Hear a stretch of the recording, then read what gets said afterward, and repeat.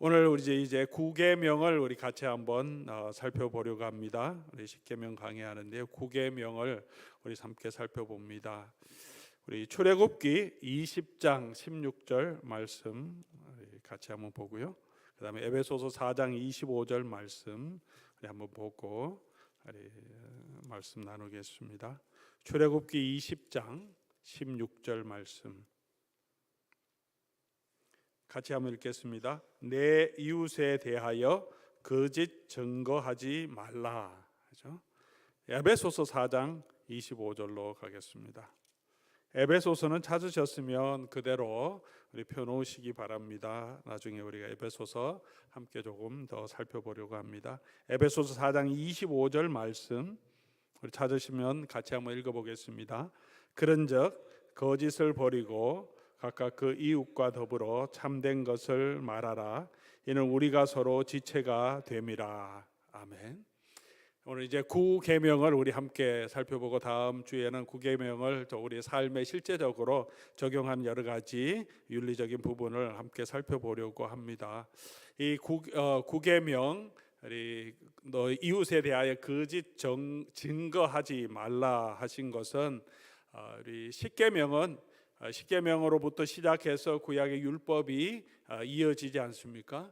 그리고 신명기에도 또 확대된 하나님의 율법, 규례, 명령들이 나오는데 이 십계명은 모든 하나님의 이 규례와 율법, 이 모든 것의 하나의 그 가장 기본적인 원리가 되죠. 그래서 이 구계명의 내용은 확대돼서 설명하는 우리 율법의 내용을 살펴보면 법정에서 진술할 때 거짓 증언하지 말라. 법정이라고 하는 그런 환경에서 우리가 어떤 진술을 해야 하는가에 집중해서 말씀하고 있는 내용입니다. 출애굽기 23장 우리 십계명과 바로 연결돼서 주신 가장 먼저 주신 우리 계명인데요. 너는 거짓된 풍설을 퍼뜨리지 말고 악인과 연합하여 위정하는 증인이 되지 말며 다수를 따라 악을 행하지 말며 송사의 다수를 따라 부당한 증언을 하지 말며 가난한 자의 송사라고 해서 편벽되이 두둔하지 말지니라.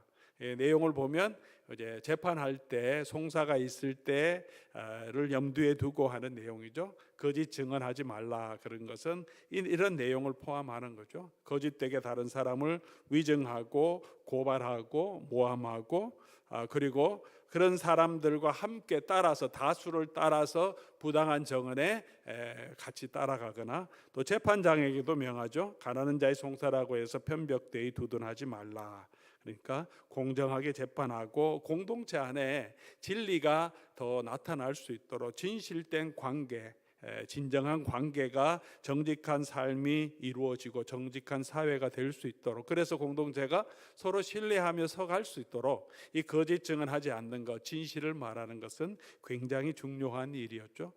그리고 신명기 19장 15절에서 20절에도 같이 연결된 말씀입니다. 사람의 모든 악에 관하여 모든 죄에 관하여는 한 증인으로만 정하지 말고 두세 증인으로 같이 하라. 한 사람의 고발만으로 죄가 있다 이렇게 하지 말고 두세 증인이 있어야 된다. 그리고 만일 위정하는 자가 있으면 악을 행하였다고 어떤 사람이 악을 행하였다고 말하면 쌍방을 같이 데리고 와서 정확하게 공정하게 자세히 조사해보고 그리고 잘못했으면 그 사람을 심판하라는 거죠.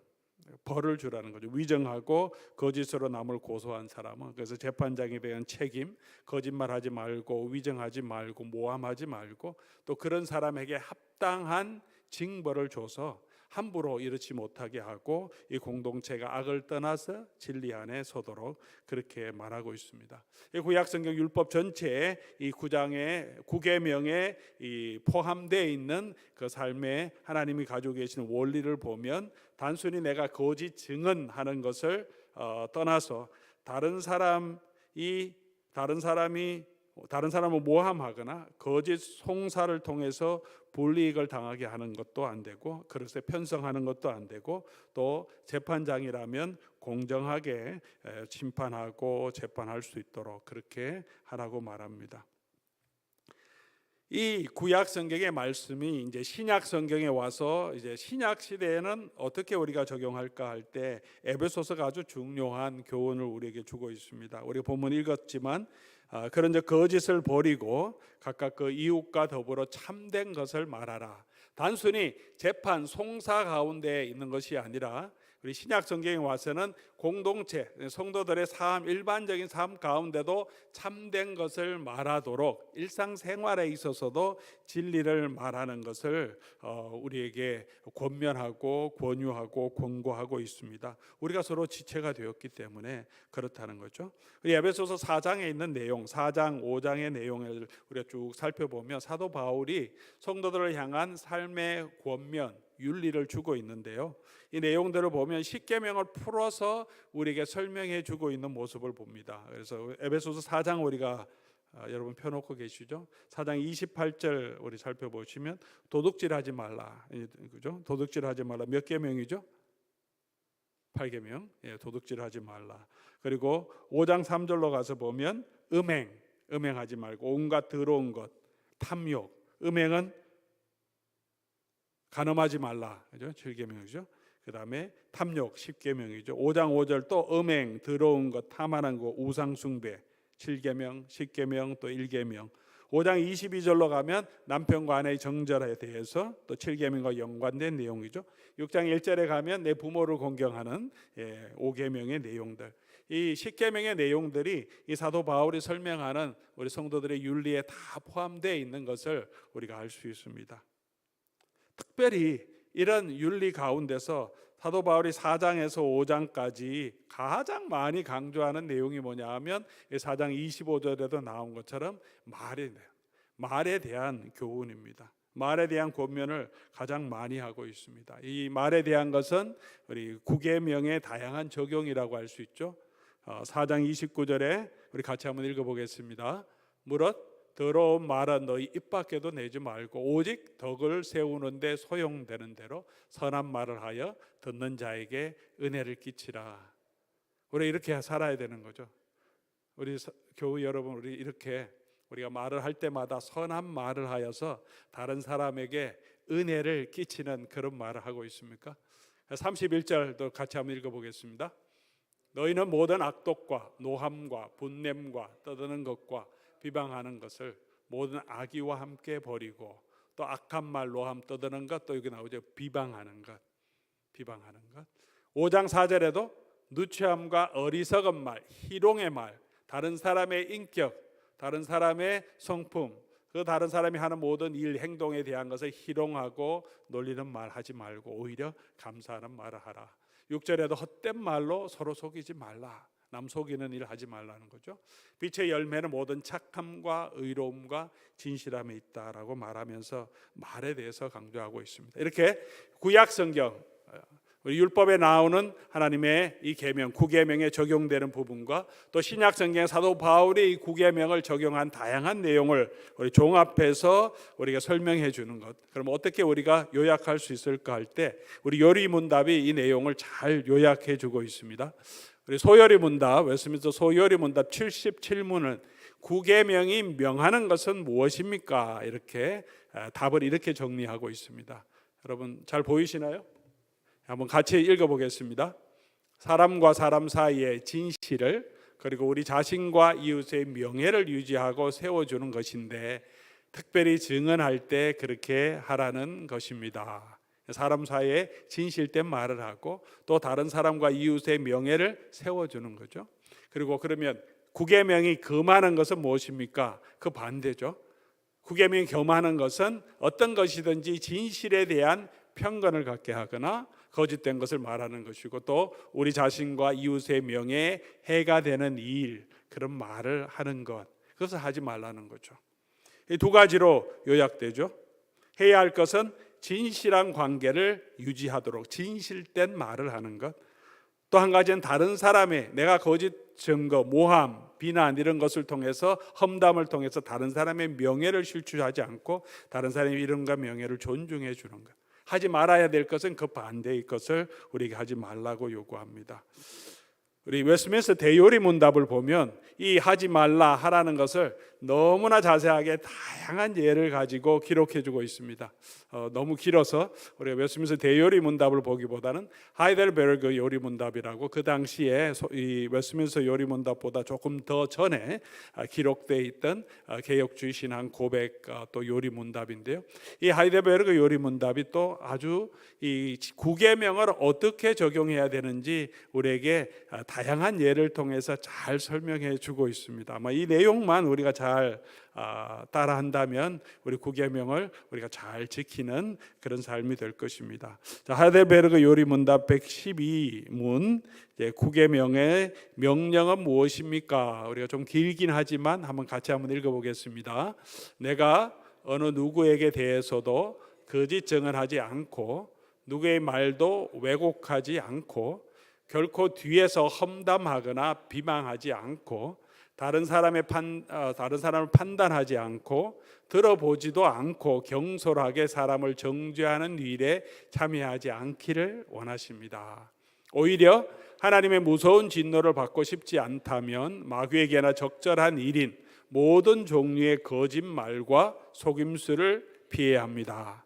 재판이나 기타 다른 일에서 진리를 사랑하고 정직하게 진실을 말하고 고백해야 하며 할 수 있는 대로 내 이웃의 명예와 선한 이름을 보호하고 더 높여야 합니다. 잘 정리되어 있죠? 우리가 어떤 것을 해야 되는가? 우리 한 가지씩 다시 한번 정리해 보면 모든 종류의 거짓말, 속임수를 버려야 된다. 이게 가장 중요한 핵심 내용이죠. 모든 종류의 거짓말, 속임수, 특별히 남을 해하고 자기 유익을 취하기 위해서. 그 자세한 내용들은 거짓 증언을 하지 않는 것, 남의 말을 왜곡하지 않는 것. 우리 남의 말을 들을 때 내가 편한 대로 왜곡해서 내가 기분 나쁜 일이 있으면 한마디 그것만 가지고 와갖고 이 인간이 좋은 말 다 한 건 다 빼버리고 그 한 가지를 또 아주 나쁘게 왜곡해서 이런 일을 했다고 우리가 그 사람을 비방하고 남들에게 험담할 때가 많죠. 그러지 말라는 거예요. 정직하게 듣고 왜곡하지 말아야 된다. 그리고 뒤에서 험담하거나 비방하는 것, 우리가 험담하는 것, 칭찬하는 것보다 험담하는 것은 모든 사람이 좋아합니다. 그런 악한 마음들이 우리 육신의 그런 정욕들이 우리에게 있어서 뒤에서 험담하고 비방하지 않는 것, 다른 사람의 명예를, 그것이 사실일지라도, 그죠? 그 사람이 그런 잘못이 있을지라도 뒤에서 그렇게 말함을 통해서 그 사람의 인격, 그 사람의 명예를 실추하게 시키는 그런 일까지 하지 말라는 거죠. 그 사람의 명예를 세워주고 혹시라도 잘못된 일이 있다면 덮어주는 선한 말을 하는 것이 더 중요하다. 이 구계명에 나타나는 그런 뜻입니다. 다른 사람을 판단하고 또 들어보지 않고 경솔하게 사람을 정죄하는 것. 누가 들었을 때 또 그 사람에게 직접 들어보지 않고 누가 이렇더라는 말을 듣고 막 우리는 열받죠. 막 열받아. 어떻게 그 인간이 나한테 그럴 수 있나. 혹시 잘못된 이야기를 들었더라도 직접 확인해 보면 그 사람의 의도나 말한 내용이 꼭 그렇게 전달하는 사람의 말처럼 그렇지 않은 경우, 그 상황을 많이 이해할 수 있는 경우가 많은데 우리가 경솔하게 다른 사람이 했다고 하는 말을 듣고 그 사람을 판단하고 정죄하고 그렇게 비난할 때도 있지 않습니까? 그런 일들도 우리 조심하고요. 진리를 사랑하고 정직하게 진리를 말하는 것, 또 이웃의 명예와 선한 이름을 보호하고 더 높여야 합니다. 자, 이런 것이 기본적인 이제 구계명이 우리에게 주시는 계명인데요. 왜 거짓 증거를 하지 말아야 합니까? 왜 하지 말아야 할까요? 가장 중요한 것은 하나님은 거짓이 없으시기 때문에, 하나님의 성품이 그러하시기 때문에 그렇습니다.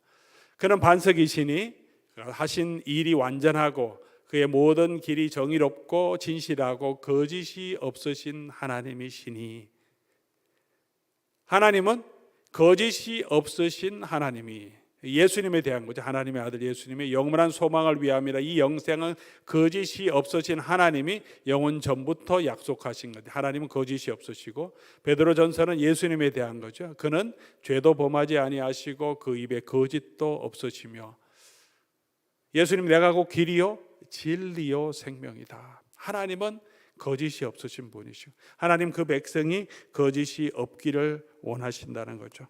하나님이 저와 여러분을 구원해 주신 이유는 그 아들의 형상을 닮아가기 위해서 하나님 저와 여러분이 하나님처럼 거짓이 없이 진실되게 우리가 말하고 행동하기를 원하신다는 것을 우리 기억해야 합니다. 반대로 거짓은 사탄의 성격이죠. 성품입니다.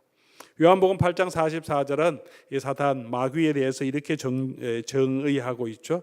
너희는 너희 아비 마귀에게서 났으니 너희 아비의 욕심대로 너희도 행하고자 하느니라. 그러면서 예수님이 이 마귀에 대한 성격을 정의할 때 가장 많이 말하는 게 살인하는 자요. 그 다음에 어떻게 해요? 진리가 없고 거짓으로 사람을 유혹하는 것. 거짓말장이요 거짓의 아비다. 진실을 말할 때는 우리가 하나님의 형상을 닮아가는 삶이고, 거짓을 말하고 남을 비방하고 폄훼할 때는 사단을 따라가는, 마귀를 따라가는 삶의 모습이라는 거죠. 여기서 마귀라고 하는 이 단어는 영어로는 devil, 제가 제대로 발음했나요? devil이라고 그러는데요. 헬라어로는 디아볼로스의 뜻이 뭐냐 하면, 번역하면 참소하는 자, 비방하는 자. 그러니까 마귀라고 하는 이 마귀의 이름, 원래 헬라의 이름이 뭐냐 하면 그 이름 자체가 거짓말하는 자, 그런 거죠. 여기서 설명하는 게 그 디아볼로스가 뭐냐, 원래 이 헬라 뜻처럼 그 이름을 가지고 있는 대로 그 사람은 이 마귀는 거짓말하고 참소하고 우리를 속이는 자다. 하나님 어떤 분이냐? 하나님은 바로 진리이시고 거짓이 없으신 분이시다. 계시록에도 12장 9절에 큰 영, 옛뱀, 창세기를 언급하면서 그렇게 말하는데, 곧 마귀, devil, 영어로는 devil로 번역했는데요, 사탄이라고 하며 천하를 꿰는 자고 땅에 내쫓기니 사람들도, 그 사자들도 다 내쫓겼다. 천하를 꿰는 자, 참소하는 자, 거짓을 말하는 자. 사랑하는 교우 여러분, 저와 여러분은 누구를 따라서 살아가고 있습니까? 우리는 이 하나님과 예수님의 진실됨을 사모하고 그 성품을 우리 말하는 데 있어서, 우리 행동에 있어서 그걸 본받고 그것을 나타내는 자입니까? 아니면 우리 말을 통해서 계속해서 사단의 모습을 따라가고 이 마귀가 하는 그 행동, 그 태도를 우리는 따라가고 있습니까?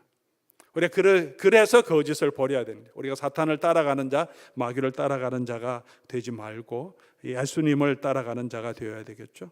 또 한 가지는 우리가 예수님의 증인이 되기 위해서 진실되어야 합니다. 예수님은 진리이시고 진리의 증인이 되기 위해서 무엇보다도 중요한 것은 증인의 진실성입니다. 증언할 때 증인의 진실성을 보통 공격하죠. 누가 보았다고 얘기할 때, 어떤 일을 했다고 할 때, 들었다고 할 때, 그게 들었더라도 보았더라도, 때로는 증거가 있더라도 그 증인이 원래 거짓말하는 사람이다 이렇게 몰아가면 그가 보았다고 증거하는 그 증언이 credibility, 신뢰성을 상실하게 되죠.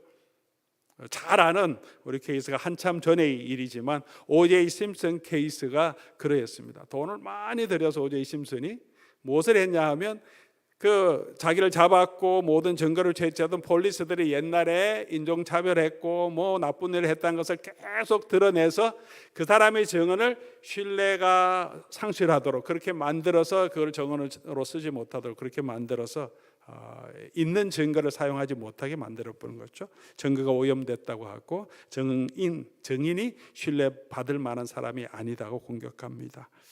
우리가 예수님을 증언할 때 우리가 진실되지 못하면 우리가 증언하는 그 분을 바로 우리가 증거할 수 없죠. 안타까운 것이 그렇지 않습니까? 요즘 우리가 복음을 증거하고 목사들이 또 교회가, 성도가 예수 그리스도의 복음을 증거하는데, 교회가 또 목사가 또 성도가 진실된 삶을 살아가지 못하기 때문에 우리 복음의 능력이, 또 믿지 않는 사람들이 복음을 받지 않을 때가 얼마나 많이 있습니까? 진실된 이 예수 그리스도의 복음을 증거하기 위해서 저와 여러분들도 진실된 사람이 되어야 되죠. 우리가 왜 예수 그리스도를 믿습니까? 예수님의 부활을 우리가 보지도 못했잖아요. 근데 왜 예수 그리스도께서 부활하셨고 예수 그리스도께서 다시 오시고 예수님이 하신 그 약속이 이루어질 것을 믿습니까? 증인, 그 말씀을 하신 예수님이 진실된 것을 믿기 때문에, 예수님이 오셨고 그가 약속해 주셨고 그의 삶을 그렇게 말씀대로 순종하시고 그대로 실천하셨기 때문에 다시 오실 그 예수님, 우리와 함께 하신다는 예수님, 우리를 지켜주신다고 하신 그 예수 그리스도를 우리가 믿는 것 아니겠습니까? 오늘 저와 여러분들도 그 예수 그리스도를 증언하기 위해서, 증인이 되기 위해서, 이 복음을 증거하기 위해서 우리가 진실된 사람이 되어야 된다. 교회가 정말 진실된 사람으로 이 땅에 서야 한다는 것입니다. 네 번째로는 또 우리가 진실된 말을 해야 하는 것은 사람의 이름이 가지는 본질적인 가치 때문에 그렇습니다. 사람의 생명을 취하지 말라고 하신 이유가 뭡니까? 살인하지 말라고 할 때 사람이 하나님의 형상을 따라 지음받았기 때문에 그렇다는 거죠. 악인이든 선인이든 상관없이 모든 사람은 온전하지 못하지만 그럼에도 불구하고 타락함으로 죄로 인하여 오염됐고 온전하지 못하지만 하나님의 형상이 남아있기 때문에 사람의 생명을 함부로 취하지 말라고 합니다. 하나님의 이름을 거룩하게 존귀하게 여겨야 한 것처럼 사람이 그런 인격적인 또 그 이름의 명예를 가지고 있기 때문에 그 사람의 이름을 우리가 그 사람이 악인이든 선인이든 악한 사람이라고 해서 함부로 욕하고 비난하고 모함해서 안 된다는 거죠. 항상 우리의 말은 정직해야 합니다. 모든 사람은 그런 이름에 존경을 받을 만한 가치가 있는 사람들이라는 거죠.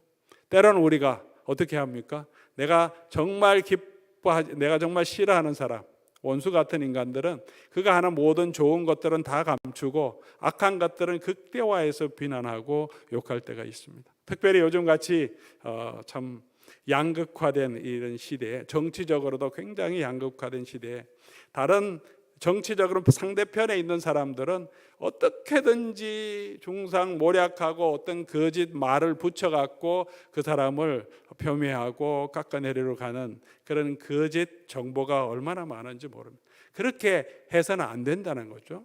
나와 생각이 다른 사람이라도 때로는 원수라고 할지라도 우리가 거짓으로 사람을 모함하고 비난해서는 안 된다. 그 사람의 인격과 그 사람의 성품과 그 사람의 이름을 우리가 진실되어야 한다.